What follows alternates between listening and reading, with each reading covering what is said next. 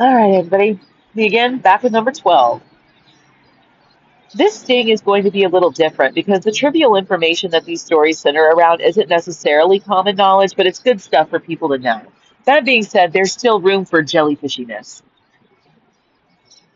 We are both on Medicaid for health insurance. So the reason I started calling him a jellyfish is like because it's like he's soft and squishy, but he still stings, right? So that it's like he doesn't, it's like there's no backbone or any real substance there, but he still manages to have this like negative impact, right? Jellyfish. We are both on Medicaid for health insurance. Today we got our IRS forms 1095B, which is just proof of coverage for tax purposes since it's now required by law to have health insurance.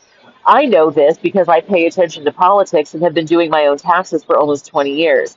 This is one of the reasons why so many people had their panties in a bunch over the Affordable Care Act. If you are independently wealthy and could easily pay out of pocket for your health care and likely employ private doctors and rub elbows with prestigious surgeons and specialists on the golf course and at charity functions, then why in the fuck would you want to be forced to pay an insurance premium? So this is why, like, when people say that insurance is a racket, right? Like me, I'm a generally, knock on wood, relatively healthy person, right? I haven't been to the doctor in years. My insurance expired a month or so ago, and because it's again like you have to go in and re-up it every 6 months, and I just need to go do it and then go get new glasses and stuff like that. But like as far as going to a doctor, like me, this was actually have like back when I was then driving rideshare and I was making enough money that I was able to just afford my own, and I went shopping for it on the marketplace, and the thing said. It gave me my options and like the best like affordable healthcare options, and then it said it was like your estimated annual healthcare costs are, and it was like $2,200. Your lowest premium we can offer you is $6,000 a year. So guess who didn't buy health insurance? Because then Trump got rid of this shit, right? So I'm pretty sure it was Trump then that came in and got rid of this requirement to have health insurance and stuff because you would face a tax penalty if you didn't have health insurance. But not having health insurance makes sense for people who are healthy and wealthy too, because why would you pay an insurance premium to an insurance company and then never have to use your insurance for anything, right? So, like I said, if my estimated healthcare cost for the year is two dental cleanings and going to an eye doctor and maybe a physical checkup and a pap smear, and it would cost me out of pocket $2,000. The fuck am I going to spend $6,000 on an insurance premium for insurance that then had a $7,500 deductible and a $50 copay every time I went to the fucking doctor? That's just bullshit. Okay, so that being said, right, this whole you needed it, you were forced to have health insurance weirdly screwed over wealthy people. Like, it's like for once, right? If you, so like I said, if you could afford to just pay out of pocket for your health care, being politically forced to have medical insurance was just a racket burden, right? Freaking weird. Okay, so anyway, that being said, eh.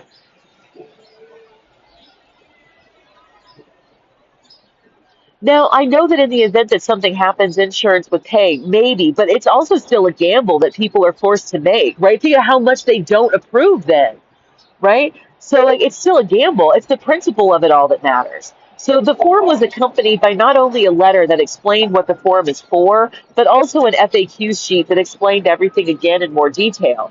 He mentioned that he didn't understand what the form was for, so I told him, here is verbatim what is in the letter. Important tax information.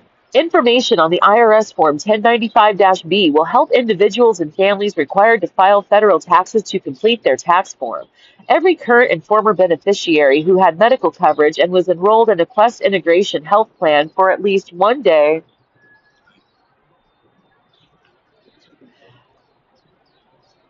from January 1st to December 31st, 2018, is named on the IRS Form 1095-B. This form serves as proof of healthcare coverage during tax year 2018 and will help you complete your 2018 income taxes if you are required to file income taxes. You should keep this form for your records. Can I help you? Here's what I told him. It's just proof that you had medical insurance for 2018 because it's required by law and reported on your taxes. Well, hold on, he replied. My form isn't the same as yours because I collect Social Security. See?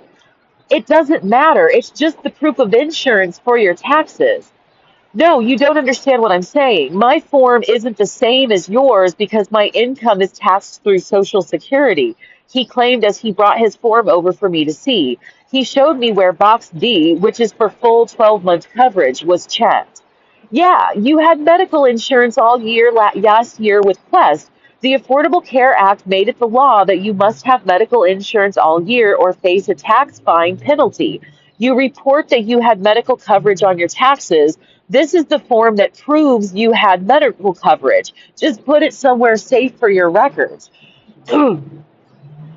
Tell me I don't understand you, fucker. Your argument is invalid. Goodbye. People understand the comments he makes, and they also understand that it's irrelevant. This is a perfect example, similar to when he accuses people of being grouchy when he's actually being frustrating or his lack of metacognition. Okay, so just to help people visualize, the form was literally just like it was like a grid style table form for like there was basically just a checkbox for each month of the year, and there was an X in each box next to each month of the year that they know you had medical insurance. So because we were receiving Medicaid, which is the government's own medical insurance, it's kind of like this form just came directly from the federal government confirming that we had health insurance. So while he's thinking too deeply about it, right? It's like it's literally just the form that proves you had insurance. It's not like so like if you had private insurance, right? So like let's say you bought it directly from Blue Cross and Blue Shield. Blue Cross and Blue Shield would issue you a form 1095-B that had X's in every box for the months. But like because maybe they also included like how much you paid for a premium and that yes, you paid for the premium. But because we were both on Medicare, we don't need that because we're not buying our own insurance and whatever, right? So the fact that so he's somehow like he was creating in his mind this amalgamation of paying his taxes from his social like he just completely wasn't getting it, right? That this doesn't actually have anything to do with doing your taxes, right? It's like it's just a proof of insurance. It doesn't say or have any real information on it, right? So, like, in a certain sense, when he was insisting that our forms were different, he was also completely wrong about that. It's the same form. It just has January through December for 2019 and an X next to every month in the boxes, and that's it. And then the letter that explains what the form is. And he can see that our forms look the same and that we got the same letter in the envelope with the forms, but was still insisting that his was somehow a little bit more special than mine. And it's like, yeah, I get that you're more special than me, dude. Like that's patently evident. You know, uh, um, but yeah, it's yeah, I totally understand that you're way more special. All right. He took his form back over to his desk and said something about being on Medicare Part D now. He made an association between the letter in the box and his health insurance because everything has to have some deeper meaning all the damn time. What's funny about this to me, funny strange, not funny haha, is that it's kind of it's like whatever on the tax form, like if you were filling out the 1040, that it's like on line 29D, you need to just put an X or some shit, right? That it's like whatever this thing was saying. This dude had like this skeevy looking dude and rolled up on a bike and was just standing here kind of menacingly next to me. It was a little bit. I think there's a drug dealer in this neighborhood that uses this as their meeting place where they sell their drugs. Because there's forever, like even the guy the other night that was he's like, oh, I'm just waiting for a friend, and then when the friend showed up, it was a little kind of seemed a little sketch. Anyway,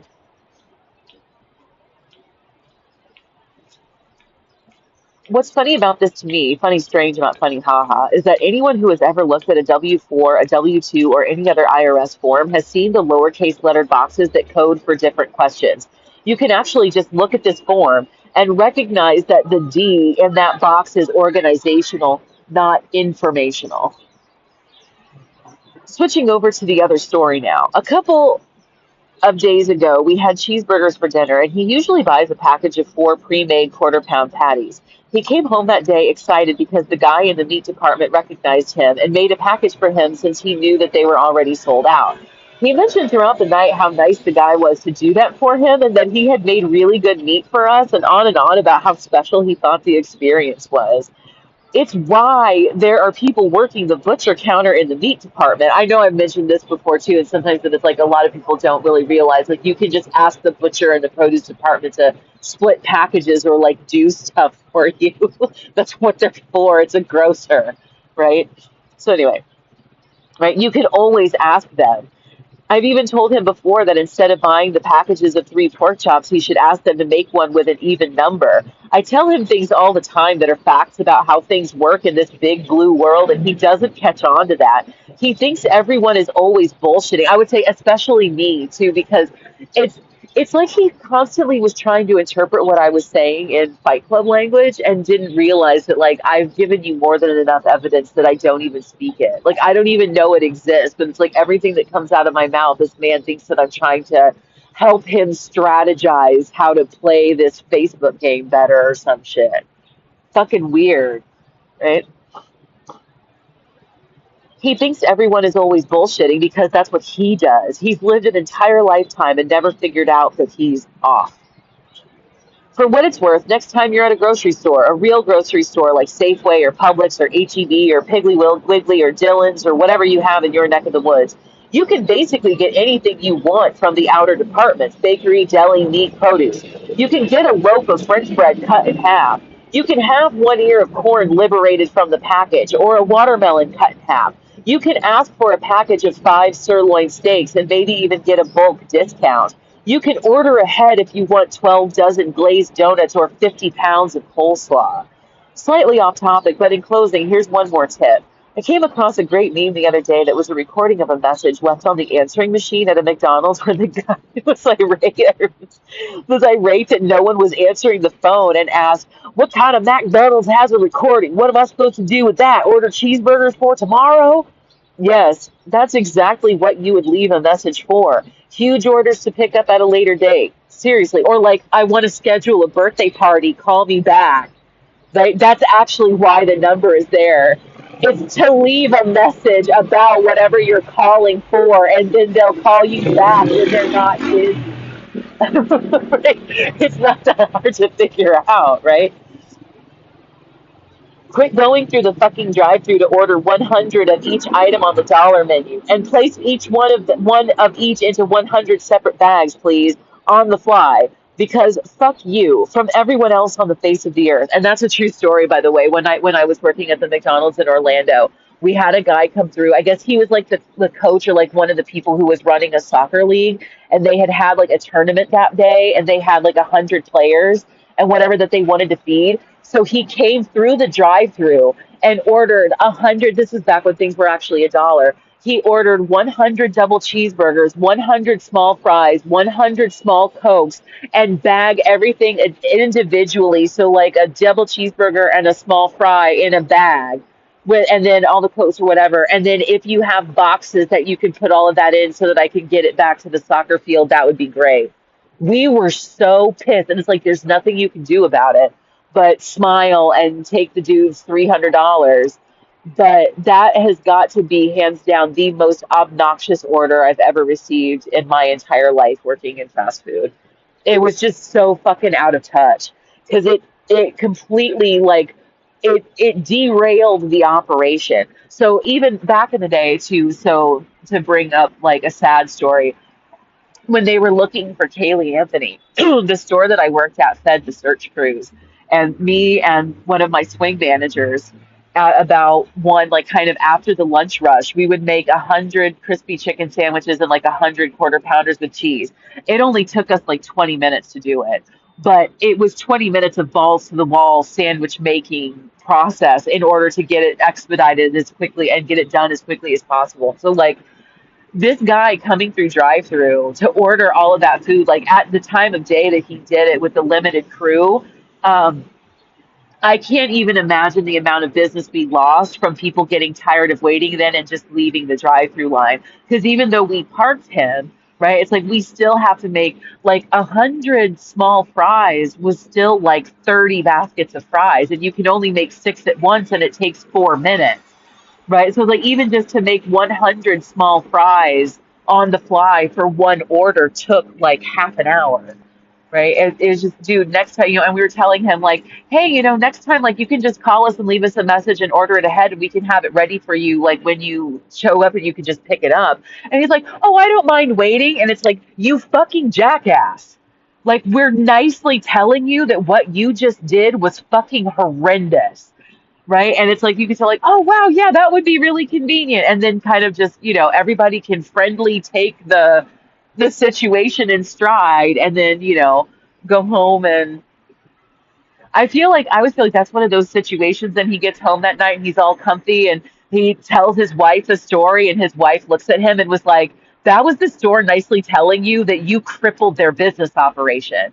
That your $300 order probably then just turned around and caused them to lose $300 in business, as everyone who was going to order a supersized extra value meal and three fucking Happy Meals just couldn't get served because they were too busy making your 100 burgers, right? Like, oh my God. I always kind of pray like that there are people in people's lives. I feel like this is a good way to end like one of these stings, right? Where that it's like, I always kind of hope though that people have people in their lives that when they relate these stories to somebody, and like I said, I'm open to the criticism myself, I'm no different, right? Whatever. But like that they have people that are willing and able to give them that constructive feedback or like help them orient themselves to where they were really fitting into the equation. Right. So like I said, like if he were to tell somebody else that and be like, that was them nicely saying, fucker, you just derailed our operation for 30 minutes. Right. It took us 30 minutes just to do your order. You were a waste of our time. You made us lose money. But, in one ear and out the other. Right? It's like it would have, and it's like, or it would have been more because back then they had the Mighty Kids meals, right? They would have been like there was like the 6-piece nugget or the double cheeseburger kids meals then with the small drink, and then they also would have gotten a toy, but that would have been $4.50 instead of $3, right? But it's like, can you imagine like going to a McDonald's and just ordering 100 Happy Meals for your birthday party and expecting them to not be pissed off at you? Right?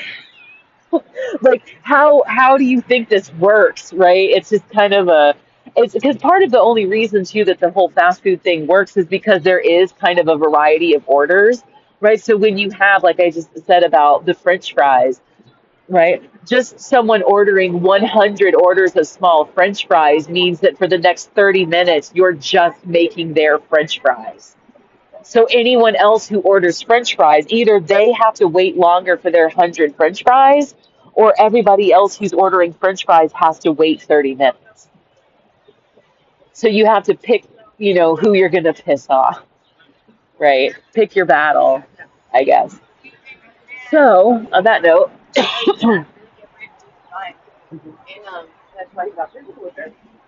weird. Anyway, yeah, so that's a good place to stop. Bye. Oh, Poppy Wheelies. Get these talented, but oh, he's got like iridescent wheels. What?